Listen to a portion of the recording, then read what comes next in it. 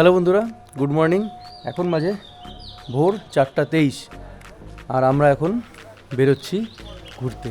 কোথায় যাচ্ছি, কি করে যাচ্ছি? ফার্স্ট টাইম বাইক নিয়ে আমি আর পামেলা যে এখানে, কিন্তু কোথায় যাচ্ছি কি করছি সেটা এখনও আমরা শিওর না, নিজেরাই জানি না আমরা কোথায় যাচ্ছি। কোথায় যাচ্ছি তুমিও জানো না, আমিও জানি না। বেরিয়ে পড়েছি, দেখি কোথায় যাই। ধরে নেব কিছু। হ্যাঁ, এই তো সামনে, এখান থেকে আসি। টাটা। হ্যাঁ হ্যাঁ হ্যাঁ হ্যাঁ, আসলাম। দুগ্গা দুগ্গা। তো আমাদের যাত্রার শুভ সূচনা হলো।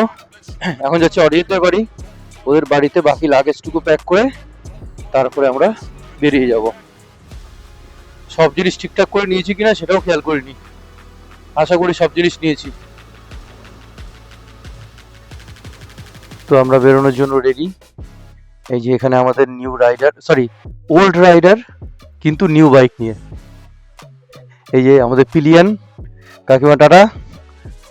এই যে আমার কো রাইডার। এই যে এখানে বাইক রেডি। অ্যাকচুয়ালি এটা কিন্তু আমার বাইক না, এটা অরিজিতের বাইক। আমি অরিজিতের বাইক নিয়ে যাচ্ছি, কারণ ওর ওখানে সব সেট আপ করে রেডি করা। আমার বাইকের কিছু প্রবলেম আছে, সেই জন্য আমার বাইকটা নিয়ে যাচ্ছি না। তো অরিজিতের বাইক সুন্দর রেডি একদম। কিন্তু অরিজিতের এখানটায় কোনো মানে লাগেজ রাখিনি, কারণ ওটা নিউ বাইক। ওর টপ র্যাক অর্ডার দিয়েছিল, টপ র্যাকটা এখনো আসেনি, কিন্তু আজকেই ঢুকবে। কিন্তু যার জন্য টপ র্যাক আনা সেটাই হচ্ছে না। তো এই হচ্ছে আমাদের ফুল সেট আপ। কিন্তু মুশকিল হচ্ছে আমরা কোথায় যাব সেটা এখনো আমরা জানি না। Mysterious ride. ঠিক আছে, চলো রাস্তায় দেখা হচ্ছে তোমাদের সঙ্গে। এখন সকাল 5:13, আমাদের যাত্রা শুরু হলো।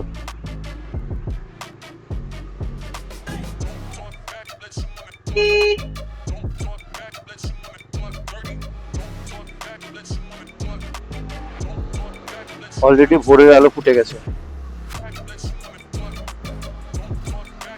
এদিকে পামেলা কানে গান চালিয়ে দিয়েছে, মানে হেডফোন একটা ওর কানে একটা আমার কানে, গান চালিয়ে দিয়েছে। সারেগামা পারভা। কি চালিয়েছো পামেলা? ভালো গান চালাবা, এনার্জেটিক গান চালাবা, যাতে বোর না হই।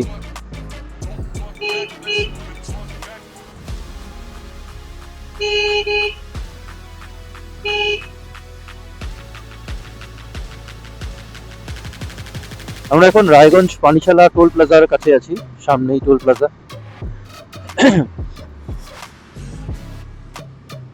এখন বাজে 5:24। আমরা খুব স্লোলি রাইড করছি, কারণ তাড়াহুড়োর কিছুই নেই। আমরা ঘুরতেই বেরিয়েছি, এমন কোনো কাজ নেই যে আমাদের টাইমলি ঢুকতেই হবে।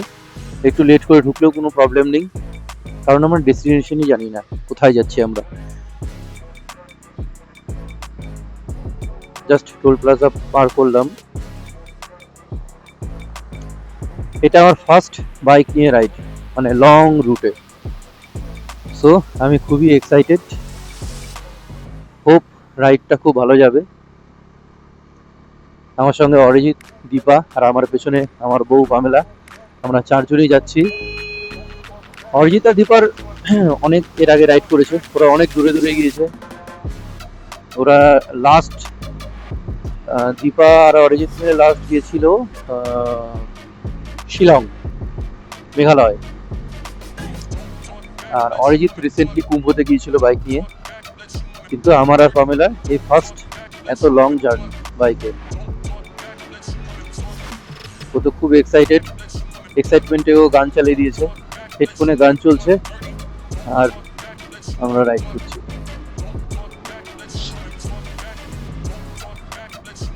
ডালখোলা এখান থেকে 29 কিলোমিটার। ডালখোলা থেকে রাইট টার্ন নিলে, মানে অ্যাকচুয়ালি পূর্ণিয়া মোড় থেকে রাইট টার্ন নিলেই আমরা শিলিগুড়ির রাস্তায় পৌঁছে যাব।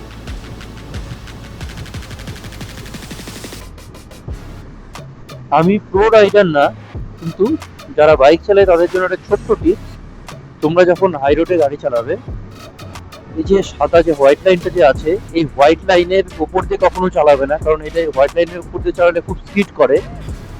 বেস্ট গাড়ি চালানোর ওয়ে হচ্ছে এই হোয়াইট লাইন থেকে মোটামুটি 1 ফুট ডিস্টেন্সে, সেটা রাইট সাইডে হতে পারে, লেফট সাইডে হতে পারে। রাইট সাইড মানে একদম ওই রাইট সাইড না, এই যে মিডিলের যে হোয়াইট লাইনটা আছে এর এর থেকে লেফট সাইডে, মানে এই ডিস্টেন্সের থেকে 1 ফুট, আর এই ডিস্টেন্সের থেকে 1 ফুট, এইরকম ডিস্টেন্সে গাড়ি চালানো বেস্ট আমার মনে হয়।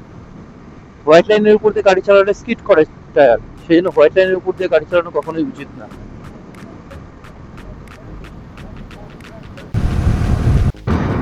যেহেতু আমার এটা ফার্স্ট লং রাইড, আমার সামনে অরিজিৎ যাচ্ছে। অরিজিৎ আমাকে খুব সুন্দর করে গাইড করছে আমি, মানে কি করে, যে ও হ্যান্ড সিগন্যাল দিয়ে ও গাইড করছে। যেখানে সামনে স্লো করতে হবে সেখানে হ্যান্ড সিগন্যাল দিয়ে বলছে স্লো করে দে, যেখানে রাইট সাইডে যেতে হবে আগে থেকে আমাকে বলে দিচ্ছে রাইট সাইডে, লেফট সাইডে হ্যান্ড সিগন্যাল দিয়ে খুব সুন্দর করে গাইড করছে। এইটাই ডিফারেন্স একটা ভালো রাইডার আর ছাপড়ি রাইডারের মধ্যে। আমরা কেউ খুব স্পিডে গাড়ি চালাচ্ছি না, 75, সামনে ফাঁকা রাস্তা, কিন্তু আমরা 75 এখনো ক্রস করিনি। টোটাল যতক্ষণ আমরা চালালাম প্রায় 32 কিলোমিটার চালিয়ে দিয়েছি এখনো। যতটাই ফাঁকা রাস্তা হোক আর যাই হোক, আমরা 75 এর উপরে এখনো স্পিড তুলিনি। এখানে অন্য কেউ থাকলে 100, 110 কোনো ব্যাপারই না, যা রাস্তা, যা সুন্দর রাস্তা প্লাস ফাঁকা একদম রাস্তা, কিন্তু আমরা স্পিড লিমিটের মধ্যে থেকেই গাড়ি চালাচ্ছি। So don't compare a rider with a chapri. Chapri is always a chapri and rider is always a rider.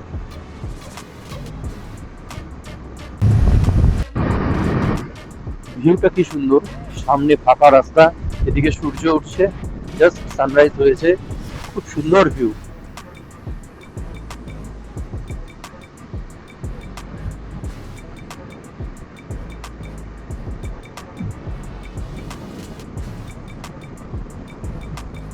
আচ্ছা, কেউ কি বলতে পারবে এই যে রাস্তার যে ডিভাইডারটা, মাঝখানে যে ডিভাইডার, এখানে এরকম গাছ লাগায় কেন? এটা অনেকগুলো কারণ আছে। তার মধ্যে ফার্স্ট কারণ হচ্ছে অপোজিট সাইড থেকে, মানে ওই পাশ থেকে যে ট্রাফিকটা আসছে রাত্রেবেলা, তার যে হেডলাইটটা, সেটা যাতে এই দিক দিয়ে যারা যাচ্ছে তাদের ডিস্টার্ব না করে, তাদের চোখে না লাগে লাইটটা, সেই জন্য এটা এখানে গাছ দেওয়া হয় মাঝখানে। তো এটা গাছ না দিয়ে তো অন্য কিছুতে পুরোটা ব্লক করে দেওয়া যেত, কিন্তু সেটা কেন করা হয় না? তো তার কারণ হচ্ছে রাস্তা, গাড়ি চলছে, পলিউশন হচ্ছে, আমরা সবাই জানি গাছ পলিউশনটাকে অনেকটাই অ্যাবজর্ব করে নেয়, সেটা একটা কারণ। প্লাস এই গাছ যদি না থাকে, এই যে নয়েজটা, গাড়ির যে আওয়াজ, নয়েজটা, এই নয়েজটা অনেক দূর যাবে, অনেকটা দূর পৌঁছাবে। কিন্তু এই মাঝখানে গাছ থাকার জন্য কি হয়, এই নয়েজটা বেশি দূর ছড়াতে পারে না। তো এরকম অনেক কারণ আছে, এ কটা কারণ আমি জানি। যদি আর কেউ অন্য কোনো কারণ জানো অবশ্যই জানাবে।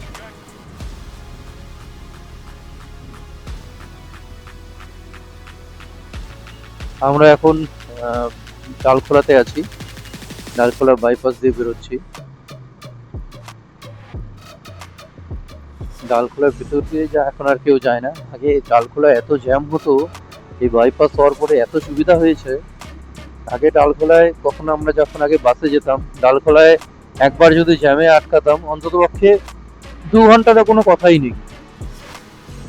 এই বাইপাস হওয়ার পরে মানে প্রচুর রিলিফ হয়েছে, প্রচুর। কিন্তু আমার দেখে খারাপ লাগছে, বাইপাসের রাস্তার এরকম কেন অবস্থা হলো? বেশি দিন তো চালু হয়নি। আমি 1 বছর আগে এসেছিলাম, তখনও বাইক নিয়ে এসেছিলাম, কিন্তু তখন এতটা খারাপ ছিল না রাস্তা, অনেকটাই খারাপ হয়ে গেছে। মানে পুরোটা না, এই যে সেই কারণ জ্যামের,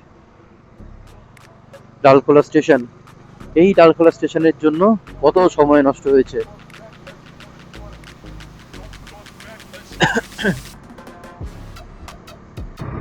আমরা জাস্ট পূর্ণিয়া মোড়ে ঢুকলাম। পূর্ণিয়া মোড় থেকে রাইট টার্ন নিলে শিলিগুড়ি, লেফট টার্ন নিলে পূর্ণিয়া, প্রপার পূর্ণিয়া। আমরা রাইট টার্ন নেব।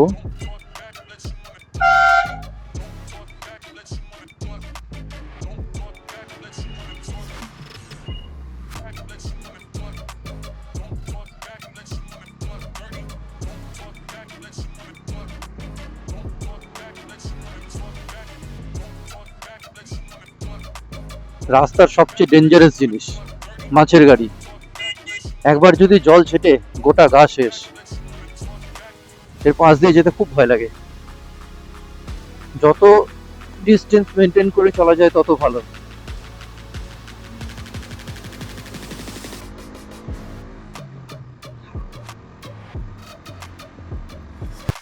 খারাপ রাস্তা শুরু হয়ে গিয়েছে। পূর্ণিয়া মোড় থেকে ডান দিকে নিতে নামেতেই এই অবস্থা। সামনে ধুলোই ধুলো। এটা এনএইচ। এই এনএইচ এর জন্য সবাই টোল দেয়। এই হচ্ছে রাস্তা। ছি ছি ছি ছি। এই রাস্তা সবচেয়ে ডেঞ্জারাস রাস্তার মধ্যে একটা, কারণ গ্রেভেল। ব্রেক করলেই স্কিড করবে। কিন্তু মনে হচ্ছে এটা মনে হয় রিপেয়ারের জন্য এরকম করেছে, কারণ উপরের যে পিচের লেয়ারটা সেটা নেই। হয়তো রিপেয়ার করবে সেই জন্য এরকম করে উপরের লেয়ারটা সরিয়েছে, বলতে পারবো না, শিওর না। কিন্তু এই রাস্তায় খুব কেয়ারফুলি গাড়ি চালাতে হবে। সামনে কুয়াশার মতো একদম ধুলোয় ঢাকা। ধুলোর রাজ্যে পৃথিবী গদ্যমান, নট ক্ষুধার রাজ্যে। রাস্তা খুবই খারাপ। লাস্ট প্রায় 10 কিলোমিটার ধরে এরকমই চলছে। এরকম রাস্তা থাকলে খুব মুশকিল।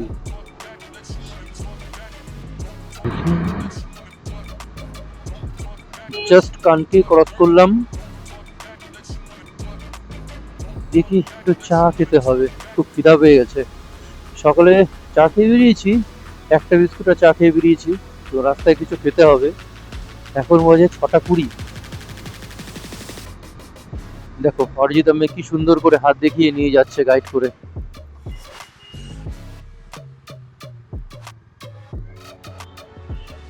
রাস্তা খুবই খারাপ, খুবই খারাপ রাস্তা, একদমই ভালো না। অনেকক্ষণ পরে একটু ভালো রাস্তা পেলাম। রাস্তা নতুন রিপেয়ার করা হয়েছে, তাও মাঝে মাঝে পথহোল আছেই। খুব বেশি স্পিডে যেতে পারবো না। আপাতত 72-তে চলছি। আমরা 75-এর উপর এখন পর্যন্ত উঠিনি, চেষ্টা করব না ওঠার। এখনো পর্যন্ত 69.8 কিলোমিটার, মানে অ্যাপ্রক্স 70 কিলোমিটার ননস্টপ চালিয়েছি। এখন বাজে 6:26। এই জন্য বলে প্রশংসা করতে নেই। প্রশংসা করলাম, ভালো রাস্তা শুরু হয়ে গেছে একবার। Thank you. এই দিকের লুকিং গ্লাসটা একটু ঠিক করতে হবে, একটু নিচের দিকে নেমে আছে। আর আমার লুকিং গ্লাস ছাড়া আমার বাইক চালাতে খুব প্রবলেম হয়। আমি বারবার পেছনে দেখতে থাকি লুকিং গ্লাসে, যে পেছনে ক্লিয়ার আছে কিনা। অনেকে লুকিং গ্লাস ছাড়া বাইক চালায়, কিন্তু আমার খুব প্রবলেম হয় লুকিং গ্লাস ছাড়া। আমরা কিষানগঞ্জ ঢুকছি। বেশ ভালোই আসলাম এখন পর্যন্ত। 76 কিলোমিটার, 76.2, বাজে 6:34। রাস্তা যদি খারাপ না থাকতো আরো আগে ঢুকে যেতে পারতাম, কিন্তু রাস্তার যা অবস্থা, জোরে চালানো তো পসিবলই না, কিন্তু আস্তে চালানোটাও প্রবলেম। ছোটবেলায় যখন বাসে করে যেতাম এখান দিয়ে, আমার এই রাস্তাটা খুব ভালো লাগতো, আর শুধু মনে হতো এই রাস্তা দিয়ে যদি যেতে পারতাম। এখনো যাইনি এই রাস্তা দিয়ে, জানিও না কোথায় যায়। এই যে কিষানগঞ্জ স্টেশন, বাদিকে বাস স্ট্যান্ড স্টেশন দুটোই একসঙ্গে। রাইডারদের জন্য আরেকটা ছোট্ট টিপস, সামনে যখন এরকম বড় গাড়ি থাকবে, কখনো বড় গাড়ির মাঝখান দিয়ে যাবে না। কেন? কারণ ওরা যখন সামনে কোনো পথহোল আসে, ওরা চেষ্টা করে পথহোলটাকে মাঝখান থেকে ক্রস করার, মানে দুই চাকার মাঝখান দিয়ে যাতে পথহোলটা যায়। দেখো বাস ড্রাইভারদের কি হুজ্জুতি, এত ছোট জায়গা দিয়ে পাস হচ্ছে, একসঙ্গে 3টা গাড়ি ক্রস করছে। এই হচ্ছে বাস ড্রাইভার, এইভাবে বাস চালায়। হ্যাঁ, যাই হোক, যেটা বলছিলাম যে বড় গাড়ি সবসময় চেষ্টা করে পটহোলটাকে মাঝখান থেকে পাস করার। তো সেই জন্য ওই তার যদি বড় গাড়ি যদি মাঝখানে থাকো তাহলে কি প্রবলেম, সেই পটহোলের মাঝখানে পড়ার একটা পসিবিলিটি থাকে। সেই জন্য সবসময় বড় গাড়ির লেফট ও রাইট হুইলের মানে সাথে যাও, পেছন পেছন যাওয়া উচিত। জানি না কত টাকা আর কি কাজে লাগবে, কিন্তু আমি এটা করি, সেই জন্য আমি তোমাদেরকে বললাম। এটা মেবি গাইশাল।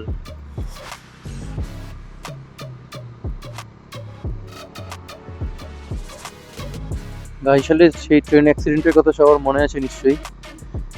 যখন আগে মামাবাড়ি যেতাম, এই অ্যাক্সিডেন্টের পরে যখন গিয়েছিলাম, দেখেছিলাম এই দুধারে শুধু ট্রেনের বগিগুলো পড়ে আছে আর জামা কাপড়, প্রচুর জামা কাপড় পড়ে আছে। এত খারাপ লাগতো, ভয়ানক অ্যাক্সিডেন্ট হয়েছিল। তো এখন ফিউল ব্রেক, ফিউল নিতে হবে। কি পামেলা, নামবে? হ্যাঁ নেমে যাও, দাঁড়াও 2-4 মিনিট তো দাঁড়াবোই। না না তুমি নামো না।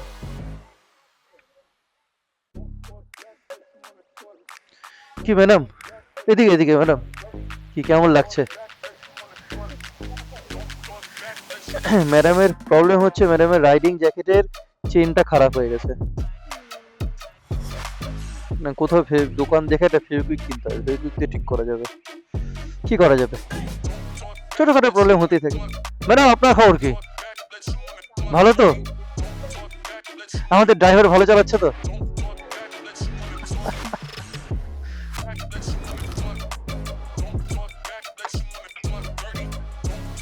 ফুল, হ্যাঁ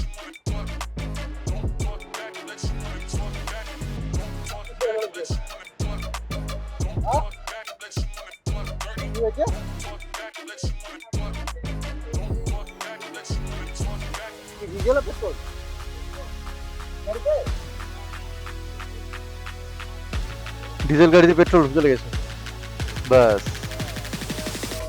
এবার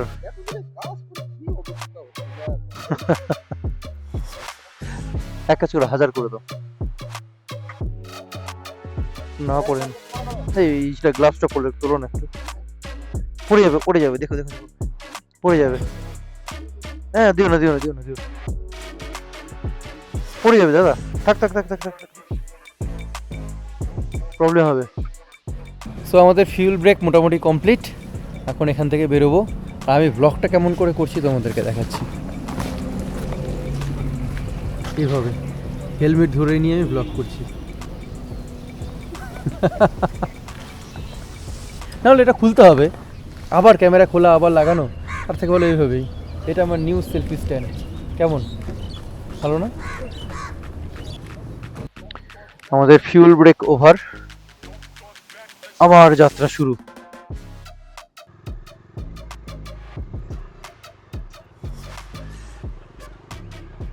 আমরা এখন ইসলামপুরে আছি, এদিক দিয়ে ইসলামপুর মেন টাউনে ঢুকলো, এটা ইসলামপুর বাইপাস। তো আমরা বাইপাস হয়ে বেরোচ্ছি। So far so good, let's see আগে কি হতা হ্যায়। আমরা এখন ব্রেকফাস্টের জন্য দাঁড়ালাম। এখানে কি খাচ্ছি, রুটি তরকা, সকালে ব্রেকফাস্টে রুটি তরকা। টেস্ট করে দেখি কেমন হয়েছে, টেস্ট করে দেখো কেমন হয়েছে বলো। হ্যাঁ সব দিব এটা তুমি যত বড় ধরলে, বিশাল বড়।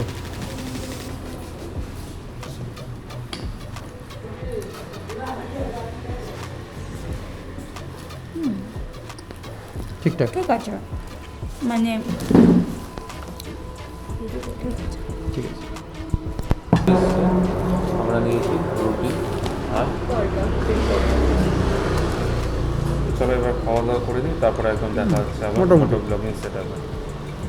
আমাদের ব্রেকফাস্ট কমপ্লিট, এখন আবার বেরোচ্ছি আমরা। এরপরে এখানে আর দাঁড়াবো না, মাঝে কোথাও আর দাঁড়াবো না, একবারে গজলডোবা। কি তাই তো, একবারে গজলডোবা। গজলডোবা এখান থেকে মোটামুটি 65 to 70 কিলোমিটার।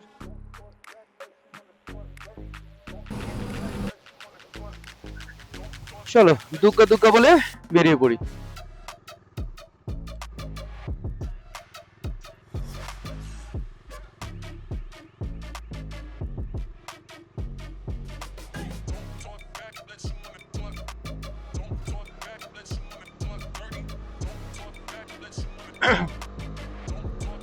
আমরা এখন আছি চোপড়া থেকে একটু আগে। চা বাগান শুরু, অনেকক্ষণ ধরেই শুরু হয়ে গেছে। কি দারুণ লাগে না চা বাগান দেখতে, একদম উপরটা একদম সুন্দর করে কাটা। আজকে একটু মেঘ করে আছে, মানে একটা কুয়াশা ভাব আছে। কুয়াশা ভাব না থাকলে এখান থেকে পাহাড় দেখা যায়। কালকে সারা রাত ঘুমাইনি, সব গোছানো বাকি ছিল, সব গুছিয়েছি। অ্যাকচুয়ালি আমাদের আসার কোনো প্ল্যান ছিল না। স্টোরিটা বলি কি হয়েছে। 29, 30, 31 3 দিন ছুটি। 29 তারিখ মানে শনিবার আমার স্কুলে একটা সেমিনার ছিল, তার জন্য আমাদের স্কুল বন্ধ ছিল। 29 তারিখ বন্ধ, 30 তারিখ রবিবার, 31 তারিখ ঈদের জন্য ছুটি। তো 29, 30, 31 ছুটি পাওয়া গেছে। এবার হঠাৎ করে অরিজিৎ শুক্রবার দিন রাতে আমাকে বলে, ঘুরতে যাবি? আমি বললাম যে সে তো যাওয়া যায়, কিন্তু আমার বাইকের কিছু সমস্যা আছে। বলে তোকে বাইক নিতে হবে না, তোর বাইক রাখ, তুই আমার বাইক নিয়ে চল। মানে অ্যাকচুয়ালি ওর নতুন বাইক কিনেছে, ওই যে যাচ্ছে ওর হচ্ছে অ্যাডভেঞ্চার 250 কিনেছে। তো এটা কেনার পরে ওর অনেকদিন ধরেই ইচ্ছা যে বেরোবে। অনেকদিন ধরে মানে কি, ও বেশি দিন হয়নি, 7-10 দিনের মতো হয়েছে। তো ও হচ্ছে বাইক নিয়ে বেরোবে, তো রাইডের পার্টনার পাচ্ছিল না। আমাকে বলেছে বেরোবি, ঠিক আছে চল। বাড়িতে বললাম, বাড়িতেও রাজি, ফ্যামিলার বাড়িতেও রাজি হয়ে গেল। বাস শুক্রবার দিন রাত্রি তখন 10:30 বাজে, তখন ঠিক হলো যে ঘুরতে যাব। মাঝখানে শনিবার রবিবার দিন সকাল 4টার সময় বেরিয়ে গেলাম। এই হচ্ছে আমাদের ট্যুরের প্রিপারেশন। আমার রাইডিং জ্যাকেট ছিল না, সুমনের কাছ থেকে রাইডিং জ্যাকেট নিলাম, পামেলার রাইডিং জ্যাকেট নিলাম হচ্ছে সানির কাছ থেকে। সবার কাছ থেকে এসব জিনিস উঠিয়ে এখন পাহাড়ে যাচ্ছি। তা পাহাড়ে যেতে পারবো কিনা এখনো ঠিক নেই, কারণ পাহাড়ের ওয়েদার শুনেছি খুব একটা ভালো নেই। যদি পাহাড়ের ওয়েদার ভালো না থাকে তাহলে তো পাহাড়ে যাব না, তাহলে ডুয়ার্সে। আর যদি ডুয়ার্সে, আমার অ্যাকচুয়ালি ডুয়ার্সে খুব একটা ইচ্ছা নেই, আমার পাহাড়ে ইচ্ছা। তো দেখা যাক কি হয়। আমরা এখন মহানন্দা ব্রিজের উপর দিয়ে যাচ্ছি। মহানন্দার একটা ব্রিজ, এই যে মহানন্দা নদী। এখানে দেখো মহাদেব, ভোলে বাবা, ভোলে বাবা পার করেগা বম বম বলে। এই ঘোষপুকুর থেকে আমরা এখন বাইপাস হয়ে শিলিগুড়িকে সাইডে রেখে একবারে ফুলবাড়ি চলে যাব। এইদিকে চলে গেল বাগডোগরা সোজা। আর বাদিকে দেখো রামনবমী উপলক্ষে কি সুন্দর পতাকা দিয়ে সাজিয়েছে, জয় শ্রীরাম। উফ, কি রাস্তা এটা, মাখন রাস্তা, মাখন রাস্তা। এরকম রোড না হলে হয়, রাইডের মজা এরকম রোডে, দারুণ রোড। ফুলবাড়ি বাদিকে, কান্তিবিটা সোজা। এই যে এই বাদিক দিয়ে চলে গেল ফুলবাড়ি, এই ফুলবাড়ি হয়ে শিলিগুড়ি যাওয়া যাবে। আমরা এই দিক দিয়ে বাইপাস দিয়ে বেরিয়ে যাচ্ছি। এটা পার্কের মতনই, এই সাইডে চা বাগান, মাঝখান দিয়ে রাস্তা, মাখন রাস্তা। আর কি কমপ্লিমেন্ট দেবো এই রাস্তাকে, দারুণ, অসাম অসাম। এতক্ষণে একটা মনের মতো রোড পেয়েছি, কিন্তু তাও স্পিড লিমিট ক্রস করবো না। Not more than 80, not more than 80 kilometre per hour, because I have responsibility and responsibility. আর কি, আর ভেবেছিলাম একটা ডায়লগ দেবো, কিন্তু মাথায় কিছু আসলো না।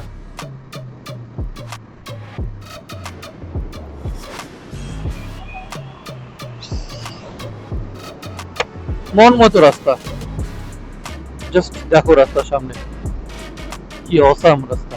কিন্তু বেশি প্রশংসা করলে যদি আবার মাঝখানে খারাপ হয়ে যায় তখন কিন্তু খারাপ হবে। অরিজিৎকে আগে যেতে দিই, কারণ ও রাস্তা ঠিকঠাক চেনে, আমি এই রাস্তা খুব একটা ভালো করে চিনি না, সুতরাং পাকাও মেরে লাভ নেই, যে চেনে তাকে সামনে দাও। আমরা গজলডোবার রাস্তায় চলে এসেছি, যে পাশেই তিস্তা ক্যানেল, এটা হচ্ছে গজলডোবার রাস্তা। আমরা গজলডোবা পৌঁছে গেছি। Mahananda barrage, welcome to Mahananda barrage. Mahananda barrage is welcoming us. এই যে নিচে তিস্তা নদী। এখানে যদি ওয়েদার যদি ভালো থাকতো দারুণ লাগতো। এখানে আমরা ছবি তুলতে আসি, এখানে পাখির ছবি তুলতে আসি, পাখির ছবি।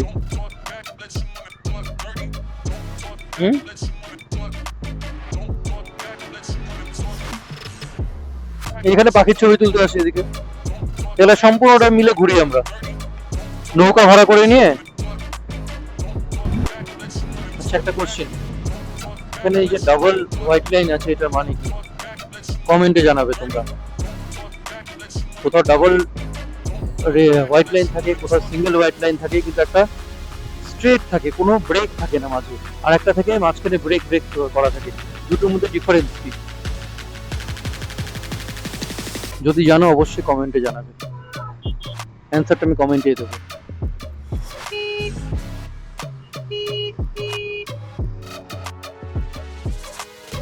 দেখো ভিউটা কি অসাম। ফরেস্ট শুরু হবে, এখান থেকে ফরেস্ট শুরু হচ্ছে আস্তে আস্তে। এদিক দিয়ে ফরেস্ট শুরু, তিস্তার ক্যানেলটা, হ্যাঁ, এদিক দিয়ে ফরেস্ট শুরু। এখন আমরা ফরেস্টের ভেতরে ঢুকবো।